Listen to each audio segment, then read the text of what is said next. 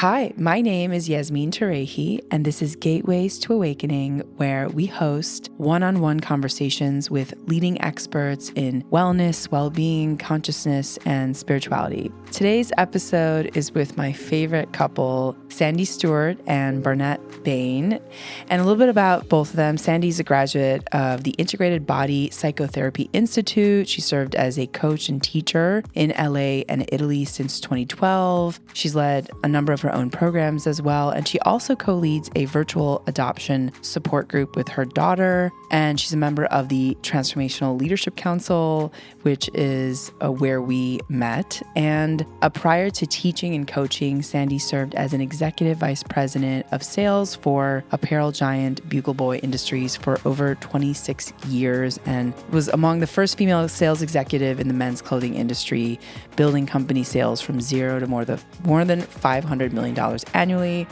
Amazing, Sandi. And then Barnet, her partner, is a filmmaker, author, and executive coach. And some of the films that he's done includes Milton's Secret, based on the novelette by Eckhart Tolle, The Lost and Found Family, Oscar winner What Dreams May Come, and then Emmy-Award nominee, Outstanding TV Movie, Homeless to Harvard, and The Celestine Prophecy, and so many others.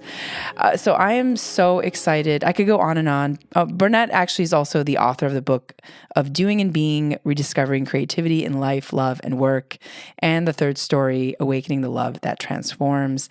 We need an entire, I think, podcast just to talk about your accolades collectively. So welcome to the show, Sandi and Barnet.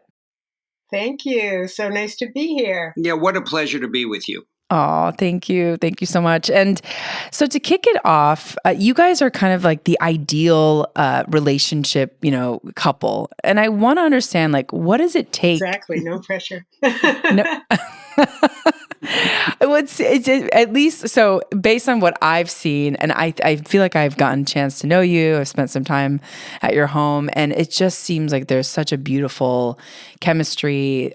You guys have been together for so long. So I'd love to know, what does it take? What's the theme, for having a good, long and happy relationship? Well, we have been I love how you said so long. Yes, we have been together for so long, gratefully, but it has been a really, really long time. And how long? 42 years long. My goodness, that's 42 very long. years long. It's a long time. And I think that really what it takes, Yasmin, to have a good, really healthy, happy, satisfying relationship is to know yourself very, very well and willing to be brutally honest about yourself. I think if you notice, maybe in relationships you've had or some of our listeners, when we argue, we basically always have the same argument. It doesn't really change that often. We're always going back to you never da da da da da, or you always da da da da da. And if you look at those nevers and alwayses, those are beliefs that we hold within ourselves about ourselves. It actually doesn't have that much to do with what's going on in the argument. Barnet and I can have an argument, and I will generally say to him, "Don't tell me I'm stupid." That's how I react. And he'll look at me and go, "Stupid? There's a lot of things I think about you, but I don't think you're stupid." But in my head, when I hear him giving me advice or saying things a different way that I said it, I go back to being 3 years old and hearing my father telling me I'm stupid. So in order to have really good, clear listening and communication, I think knowing yourself and your triggers is essential. And what about you, Barnet? Do you have anything to add to that? Well, that's really beautifully said. And that's not a simple task to know yourself and to know your partner intimately enough to be able to see through the surface perturbances and see what old thoughts and feelings get triggered by something that apparently you think is happening in the moment, but it's similar or familiar to something in either your partner or in yourself that's very old, usually going back to childhood. And it's kind of programmed in there like software. And it gets triggered, and we have old thoughts and old feelings, and we think it's about now. It almost never is. But with some paying of attention, you can begin to pick up the menu. And the menu is a short menu, and it's always the same. For me, I'm always feeling not good enough, or I'm feeling criticized, or I'm feeling like an imposter. It's always the same thing.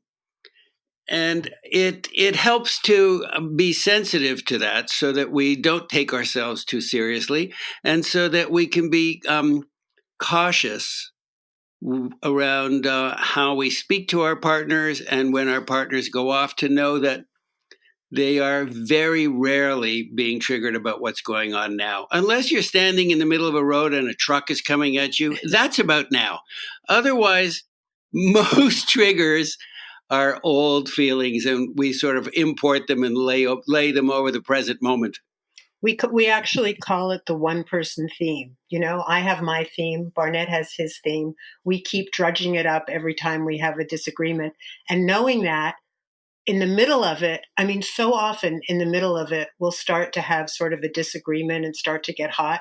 And in the middle of it, we just burst out laughing because we go, oh, darn, we're doing the theme again. Like, I'm in my theme. This is nothing to do about you.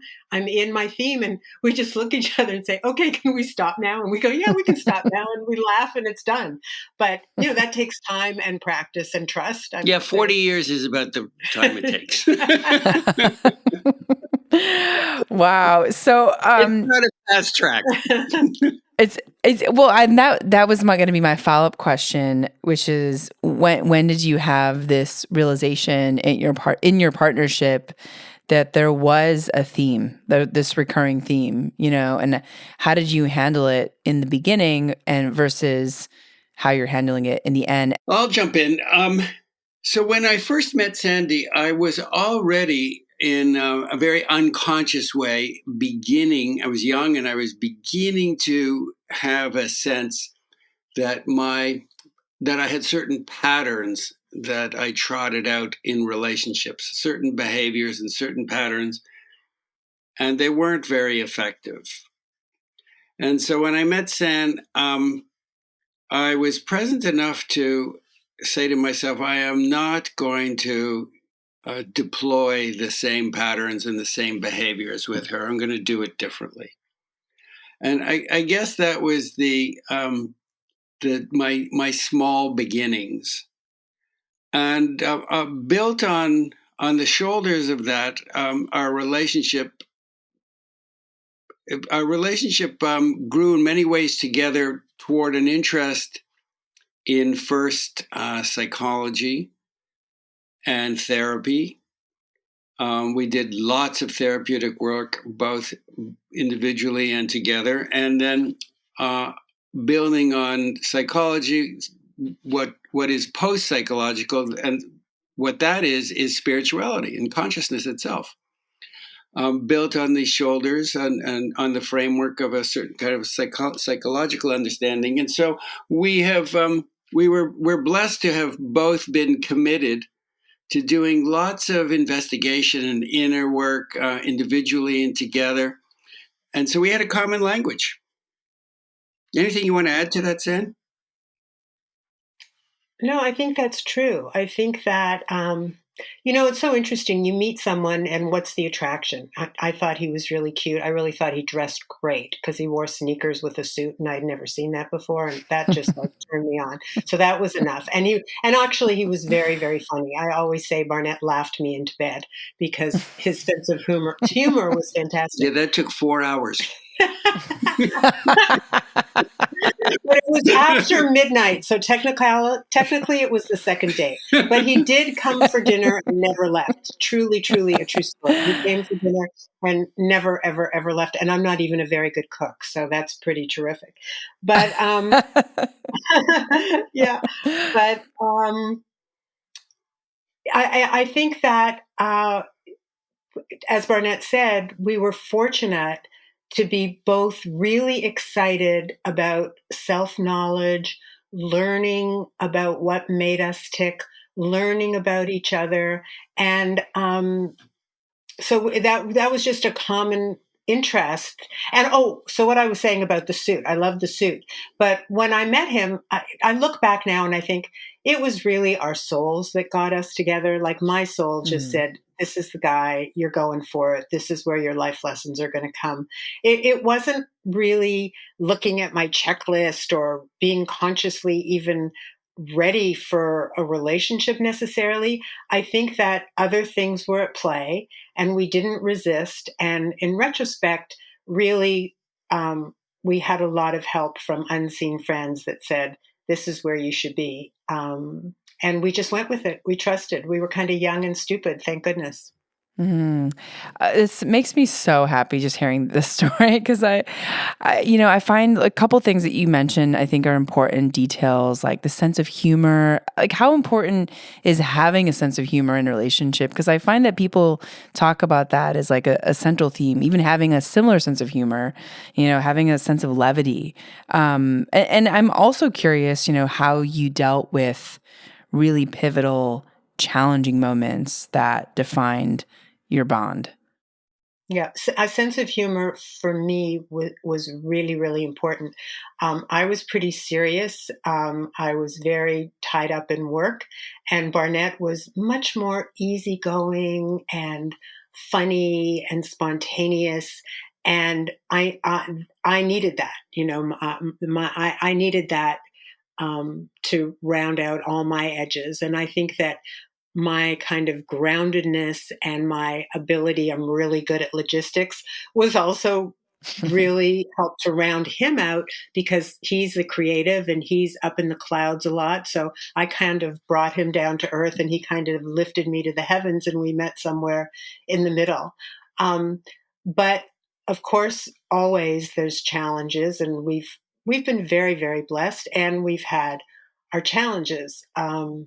One big challenge was kind of recently when our house burnt down, and that was kind of shocking. But thank goodness we had a foundation of our relationship, and I know we both had the sense that nothing that mattered was lost because we had each other, and having each other is definitely the most precious thing I think for both of us.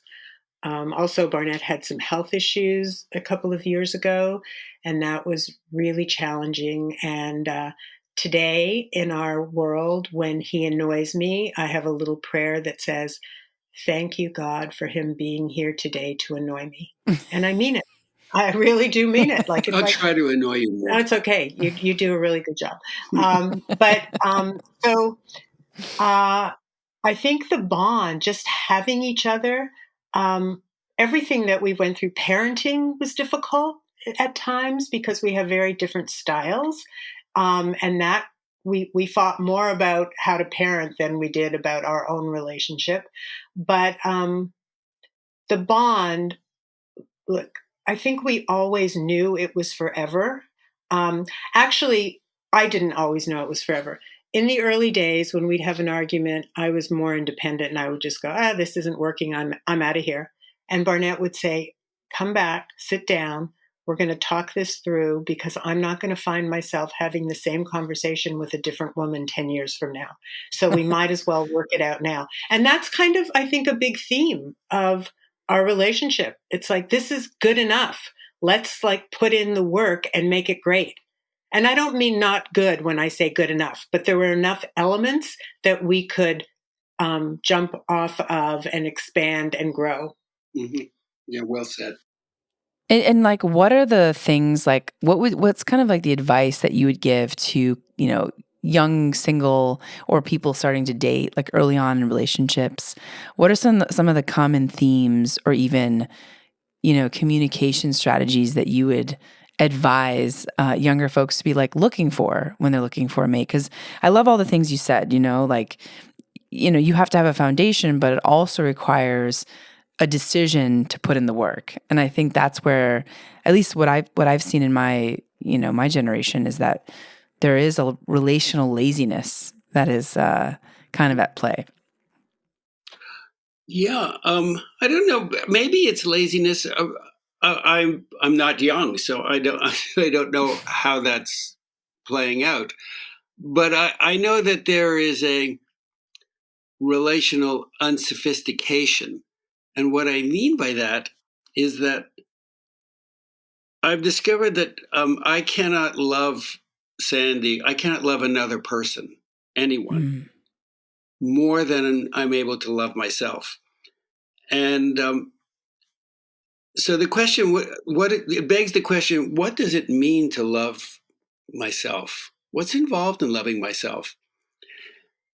And that's intricate. So it involves having an understanding of what matters to me.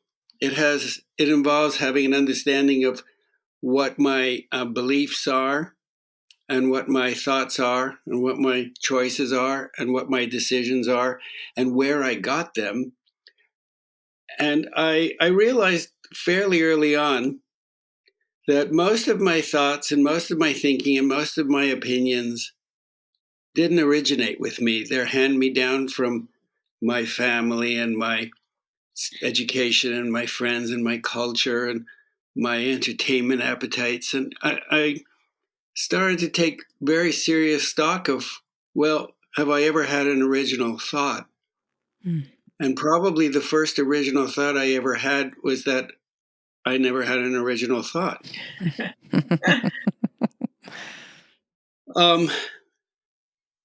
So from there, I think this is an important step to be able to make peace with the behaviors and the thoughts and the choices and the way that I am in the world, understanding that I was trained. I learned how to be the way that I am.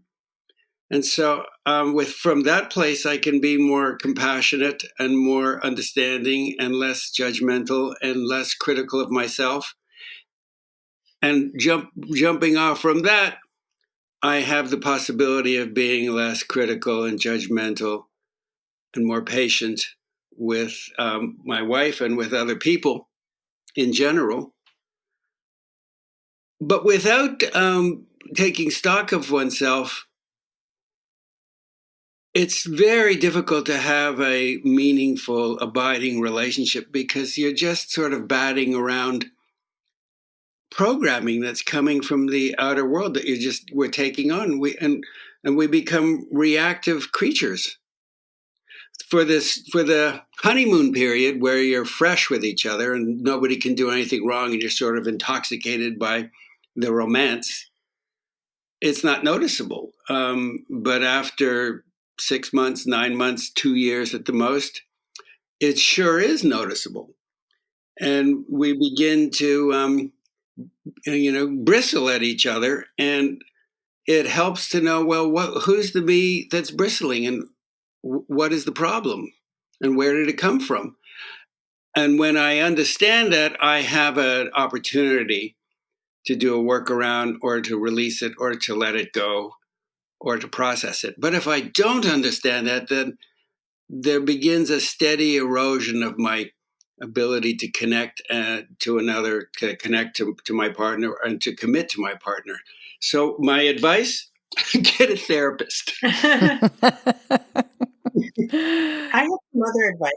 have some other advice too. It was just thought of it as you were talking, like kind of games, tools that people can use in relationship. Barnet and I, from time to time, play a game called Let's Be Less Familiar. Going back to that honeymoon period where you're less familiar, when you wouldn't pick your teeth at the dining room table. Maybe 20 years later you would, but first year you're not going to do that. Or you wouldn't, you're laughing at all the jokes, or you're really listening more attentively at the very beginning. And then time goes on and you think you know what the other person's saying, or you assume you understand what's going on. You pay less attention. You start doing things by rote. And every so often we say, okay, it's time to be less familiar, which means that we act as though we're on a first or second date. And it's very, very fun because you have to ask a lot of questions because you don't know a person that well on a first and second date. So you can't make assumptions. And that's a really great tool, I think, for people to remember and use as relationships get longer and more lasting. The other thing I thought about when you asked the question for young people, I'm lucky enough to have quite a few young friends who often ask for advice or come and hang out for tea like you did, which was so lovely. And I have a friend who has been living with her guy for maybe 5 years. They've had a long distance relationship for a long time, but they've lived together for long periods of time as well. And they have a great relationship. And she was complaining to me, it's really important for me that he does the dishes, and he doesn't like to come home and do the dishes because he's been working all day and I work from home and he's tired and he thinks I should do the dishes. But I just said to him, this is really important to me. I really need you to do the dishes. It's one of my love words. And he said, okay, I'll do the dishes, but I don't enjoy it. And she was so upset. She said, I'm still so angry. And I said, why? Isn't it more beautiful that he doesn't enjoy it, but he's doing it for you? Why does he have to enjoy it? And I think a lot of young people may think that you have to look at things the same way with your partner to have a successful relationship, or you want to have to do the same things, or you need to be able to expect that other person is going to do it your way and is going to like it, even though they may be doing it just to keep you happy. And when she got that, she went, oh yeah, he's actually doing it for me because he loves me. And it turned the whole thing around, and she didn't care if he liked it or not when he did the dishes. He did the dishes, she was happy, and it was good enough. And it was a great little, I think, vignette of what happens in relationships from time to time. That's beautiful. I want to add something to that because that's so good, San. So oftentimes I come across people or in relationship, and they attempt to be the same. They want to have the same tastes, and sometimes they proudly say, we're one person, in two bodies, and I think to myself, that was never the goal for us, to try and be the same. If you're the same as me, then what I'm loving is your sameness. So that feels a little narcissistic to me. Mm-hmm. It's not the sameness that I love about you. It's the difference. The difference in who you are and who we are allows me to expand and to grow beyond my comfort zone, to extend myself beyond who I think I am in order to meet you. And it's not that I want to be you or I want you to be me. I want to be able to meet you. And that's been successful for us. Wow, that's it's so, I'm like writing notes. It's amazing. Love the differences of who you are. I mean, yeah, that feels spot on. I think that we are always gravitating towards people who feel maybe a sense of familiarity or a sameness, like you said, and the differences are actually what help us grow, right? There's like a generative quality to that. And I think what you guys both touched on seems to me is like having a perspective, having a wider perspective rather than just a singular, kind of narrow perspective on a person, right? Just kind of zooming out. Feels like that can be really helpful for people who have, like you said, like their own preconceived ideas of what's possible based on culture, based on upbringing.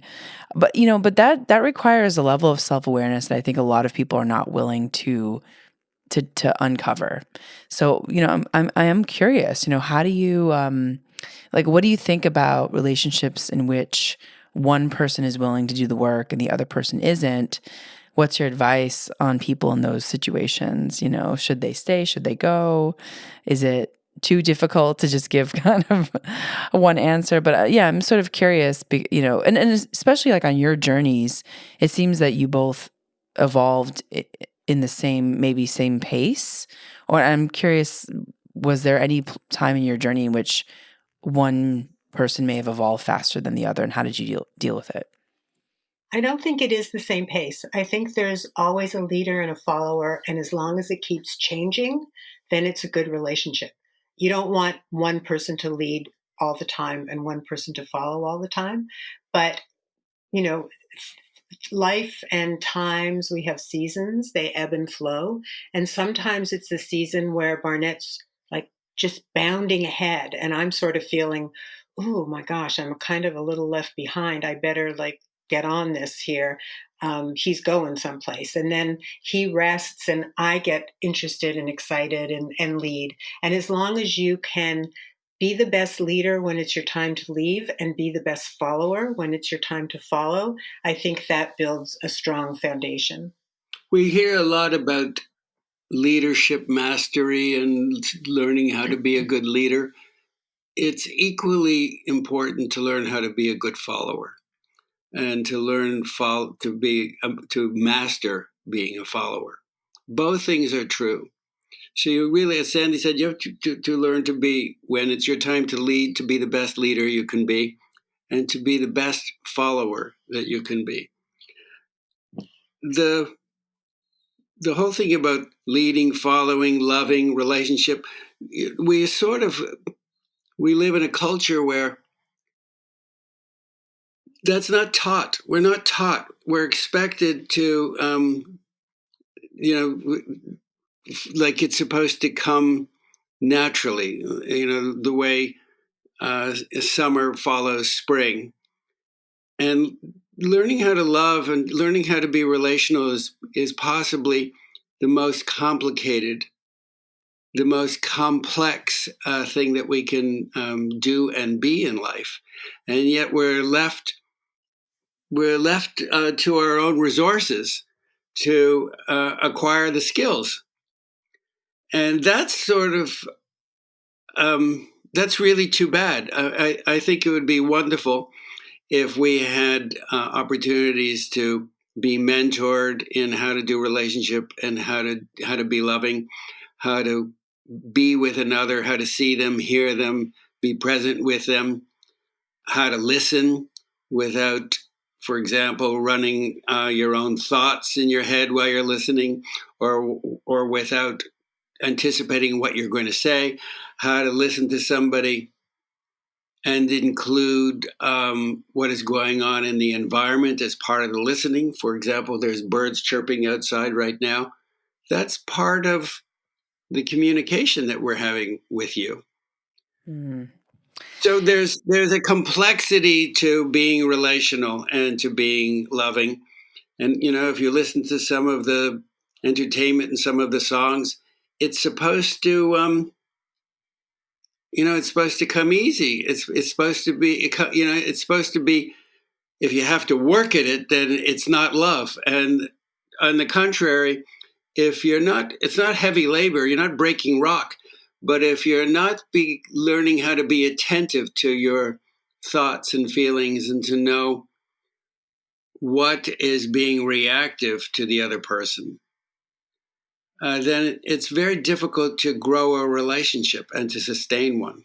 I think the other important thing is it's never personal. People take everything personally. You just can't take things personally. When you're in a relationship, what's being communicated is like 99% about the other person, not about you. But people hear it, they take it personally, and they react. If you can listen with curiosity and know, oh, he's telling me, she's telling me, they're telling me more about themselves, this is quite interesting, then you take that personal hit out of it. You can stay open and curious and really grow together. That's so powerful. I love, what you're saying also is that it feels like everything is almost like a projection. Like we're really just having our own personal experience. And when we hear something, we interpret it through the filter of our own, we create our own meaning. And so yeah, I kind of, jokingly say the world is in shambles because everyone is like offended and hurt because of what someone said. And it's interesting because I think we need to build resilience, But it's usually not even our own meaning. Right. It's almost always meanings we've heard from our silos, our social silo. Right. Yeah. It's meanings we've heard from our groupthink. Right. Right. Like a borrowed narrative. Yeah. It's fascinating. I want to switch gears a little bit and talk a little. You guys have so much, I think, so much wisdom in so many areas of life. And I want to talk about your experience with adoption and, what that was like, any major themes or lessons that came out of that. Well, I actually never wanted children. Barnet did. And I would actually get very sort of angry and reactive when he talked about children. And he said, I think that you've got something going on here. You're a little too hot about it. Would you go explore it in therapy? And then if you really decide you don't want children, we'll deal with that. But I think there might be some other stuff there. And there was. And I explored it. And then I came back, and this is a very long story, but I'll just tell you the highlights. I had a dream. I woke up in the middle of the night and I said to Barnet, how do you feel about adopting a blonde-haired, blue-eyed baby girl? And then he said, what? And I said, what? I don't know. That was the weirdest dream I ever had in my life. Cut to 3 months later, we're holding a blonde, blue-eyed baby girl, and she is our newborn daughter.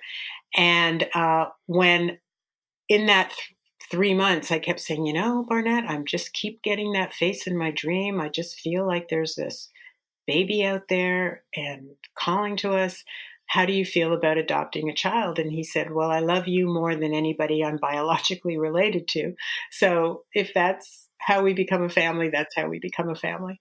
And that's how we became a family. And it was beautiful and also very naive because at the time I felt like, well, we'll just love her and we'll love her whole, and never really acknowledge the wound that an infant and a newborn feels when they're taken from their first mother.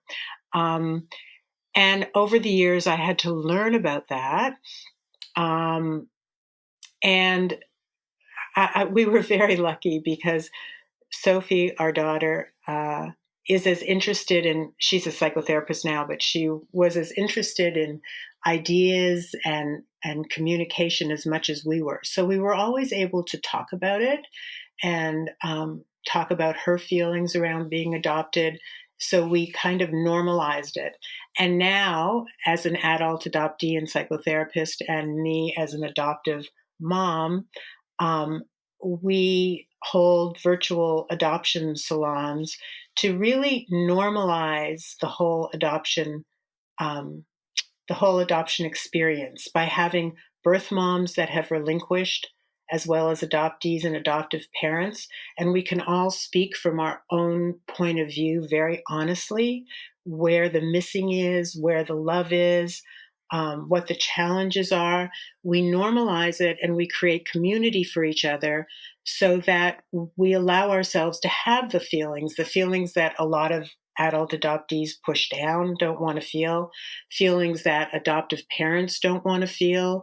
And it's beautiful and supportive. And so we do this monthly adoption support group, and it's drop in kind of whenever you like. And everyone's story helps all of us heal, and we continue to heal. And it's beautiful. And when you think about loving a child that has, 7 years different DNA and generational themes than you have, there is always an unknowing that led us to work really hard at knowing each other more and more and more. And we keep discovering things about each other.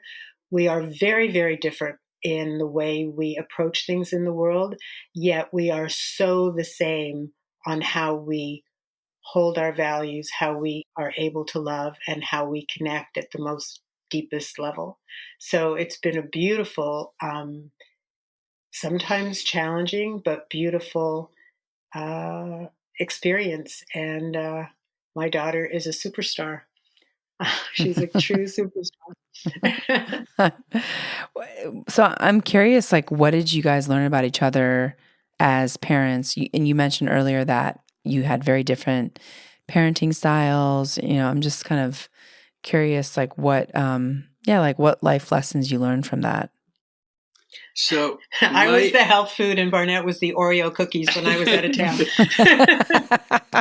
So at a certain point in my career, I decided that I would go through a clinical program to study therapy.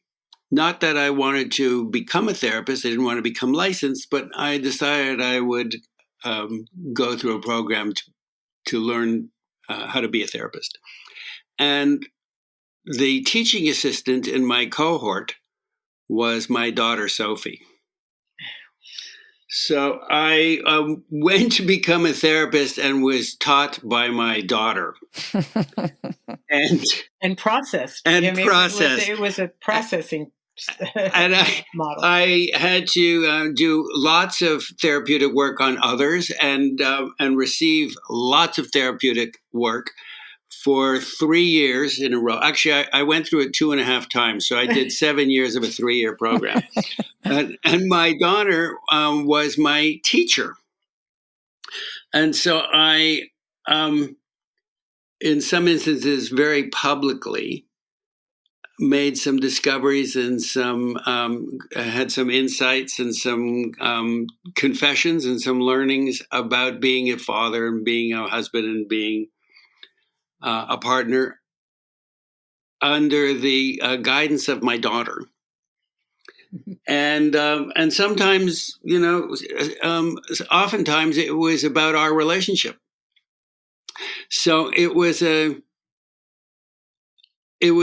fascinating and beautiful and wonderful gift to be in that kind of relationship. And, the answer to that question, what did I learn about the relationship along the way, is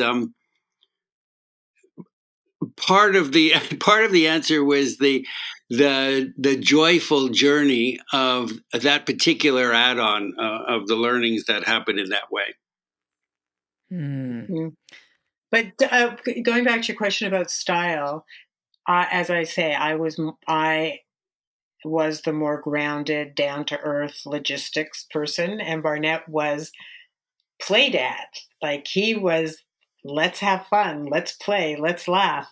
Mom's out of town. We can have Oreos for breakfast, but we can't tell her. And of course, as I walked in the door, Sophie would say, "We had Oreos for breakfast."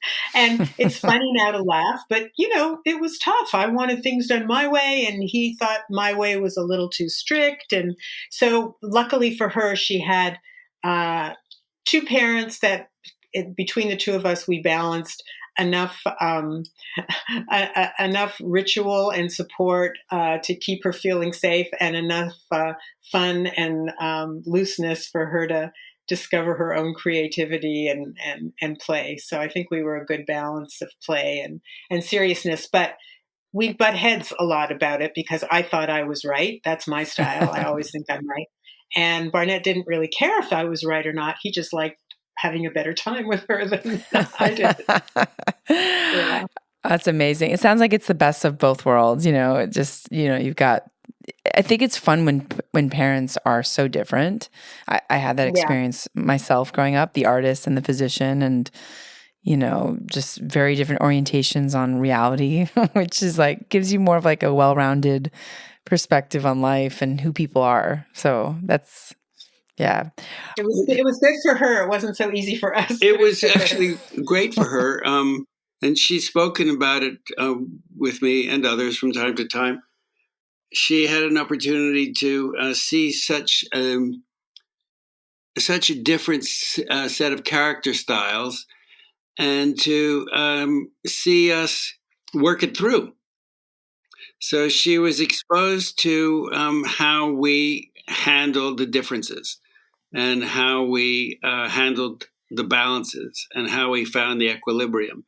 So, and she learned, that skill set became her fundamental nature. And that was the hand me down that she received, that she could build a life upon and discard what didn't work for her and keep what did, and become more built on that. Mm. Wow. I want to switch gears one last time and talk a little bit about, both of your career journeys have been so phenomenal. And, Sandi, for you as an executive leading, a massive position at a big company and, having just like endless amounts of success, especially in a male-dominated world at the time. And then Barnet, for you in the filmmaking world, I want to talk about what about your background in kind of spirituality and psychology influenced your lens on creativity? I know that's a big question, so feel free to take it in whatever direction. It's a question that I've given so much attention to and so much thought to. The short answer is it impacts what projects I choose to take on. As far as identifying what it is that I want to commit myself to, it has to first and foremost, I have to find it stimulating. It has to offer the possibility of being fun, and that I'm going to learn something and I'm going to discover something about myself. And also it has to be valuable to others, so that they can either receive some kind of insight about themselves, or at the very least some sort of distraction or relief from their daily experience. If those things add up, then I'm all in. If any aspect of that is not present, then it's really not for me. And I've been fortunate that these projects kind of present themselves to me. There's always something that lies at the center of that target, and so I'm always busy. And when I look back now on what my career has been, it's pretty clear that, as the director Jean Renoir once said, you only ever make one film in your life, even if it's 10, 15, 20 films. It's all the same. It's all the same exploration, and that's been very true for me. Mm. Wow. I would say, being one of the first females in a male-dominated business, unfortunately, at that time, I had no female role models. So I just decided the way to survive and be successful was to be like the guys. And I have a lot of remorse about it now, that how I abandoned my own feminine nature and my own intuition. And I became, the guys, like functioning from the neck up. Everything was from the head up. And as a woman now, as I do more projects and I've evolved, I understand that my wisdom is from the neck down, and it's in my gut and it's in my heart. And now that younger women have more female role models, I think that that's so important. And the other thing I think is so important is for women to understand that they don't just have a place in the room, but they are needed in the room. The world needs them in the room. And we have to bring our intuition and our deep wisdom into every situation, in business and finance, in arts, and in healthcare, in every area. Our intuitive wisdom is what the world is calling for. So, I would say to young women, don't just feel like you belong in the room. Know that you are needed in the room. They may not know that they need you, but you must never forget they need you, and come from that place of completely self-agency and self-acceptance, and take a chance to bring all of that of who you are into every situation. That's so powerful. I certainly love that you're needed in the room. Yeah, because we don't hear that at all in culture, that we're needed.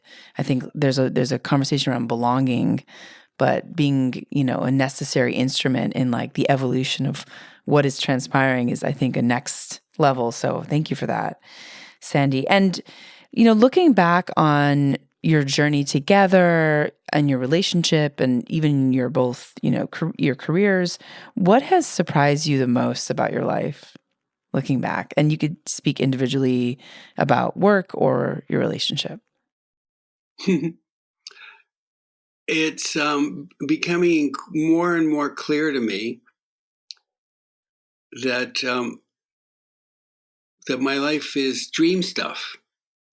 I don't just mean that as a metaphor.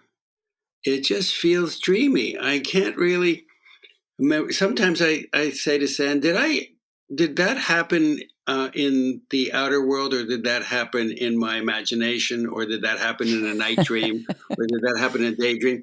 And sometimes I look back at things that I remember so clearly, and I think that can't possibly have happened. When I string together the logic and the timeline, that can't possibly have happened.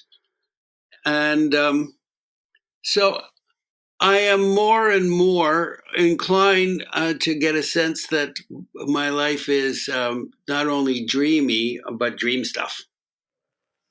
Wow. I love that. The in-between liminal space. Yeah. And Sandi, tell me what's your... I was going to say, I would say in answer to that question, what surprises me so much is I love you. I love Barnet. Thank you. Madly, deeply, passionately, beyond.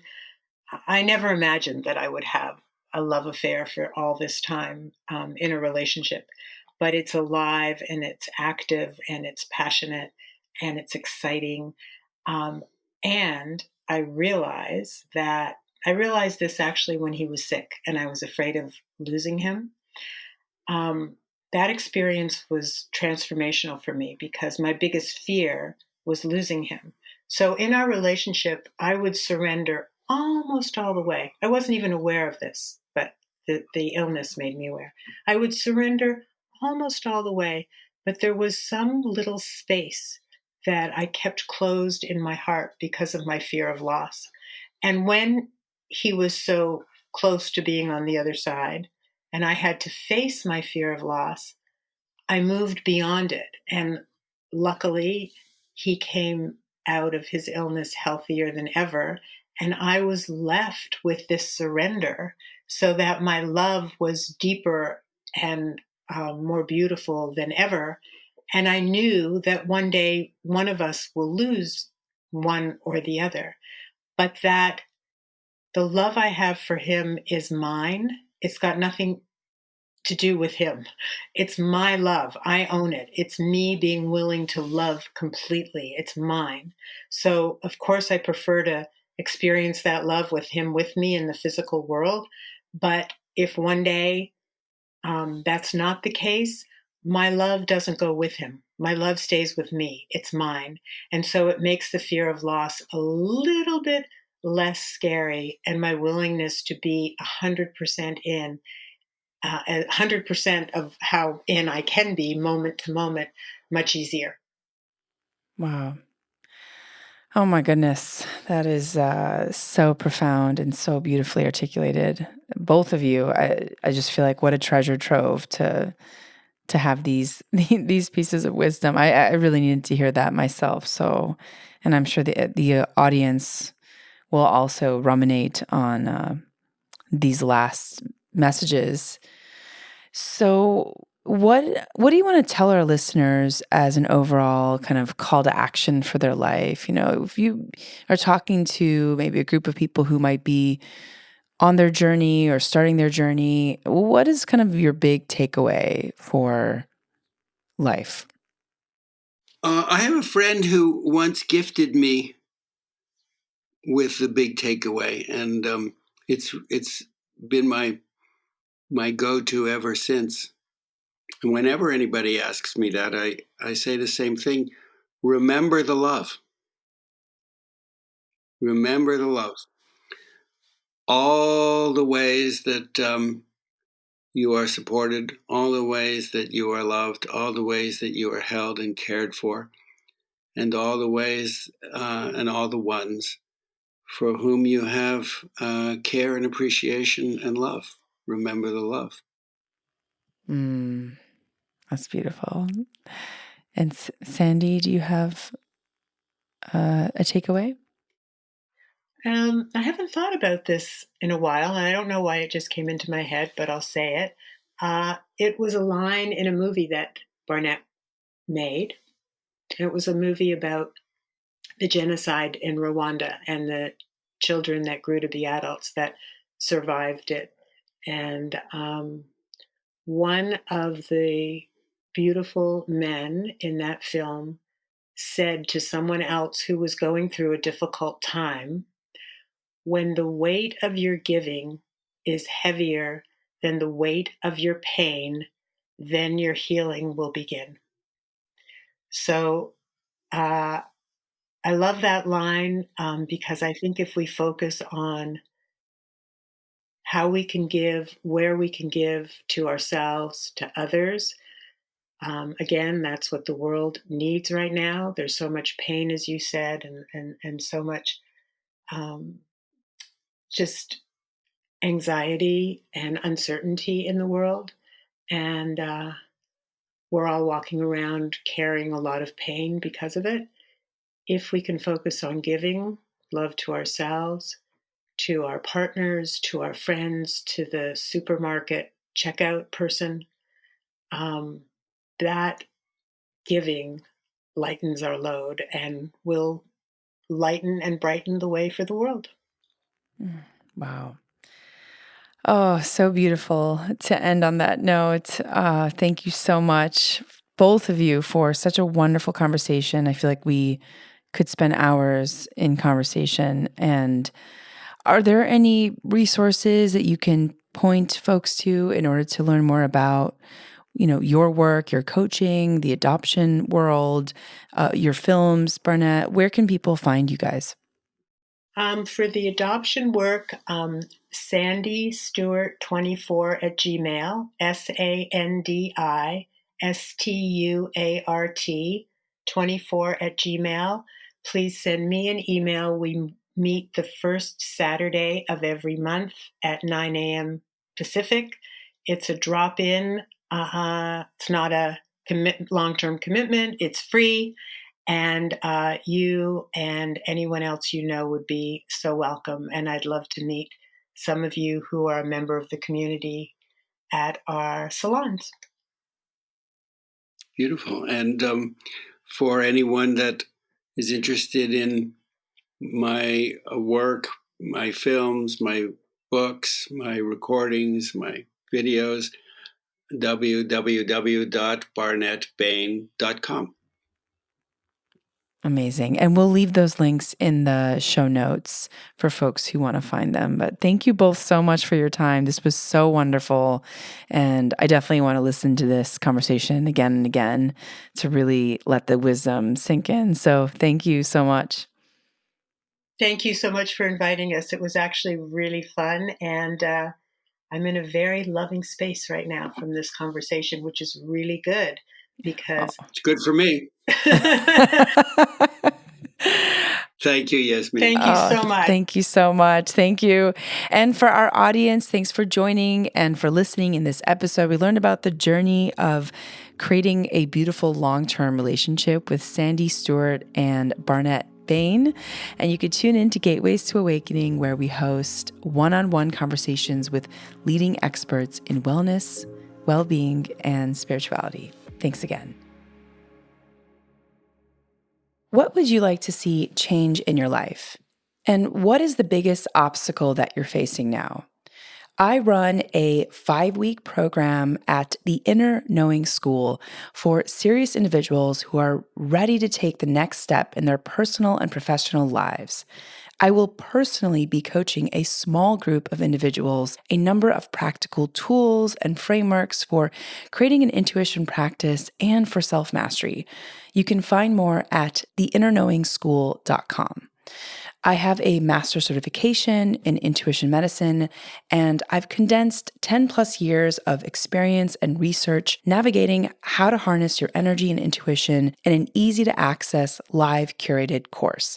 Now, as someone who's helped countless creatives, entrepreneurs, and many who are just plain stuck, open doors of possibility they never thought existed, I've seen this strategy transform people's inner states and external reality. And the best part is that you'll skyrocket your output and unlock your creative genius. I'll work with you weekly live to overcome your limiting beliefs and show you how to manage your energy instead of your time. I'll teach you how to create clarity, processes, develop your intuition based on some of the top tools and frameworks that I've developed. And you'll get access to guided meditations and visualizations not available anywhere else. This method is so effective that even if you don't have that much time, or if you think that you might not be ready, this will work for you. You can check out the link in the show notes to join the waiting list, and you can check out what past clients had to say about the program. Wishing you all many blessings ahead.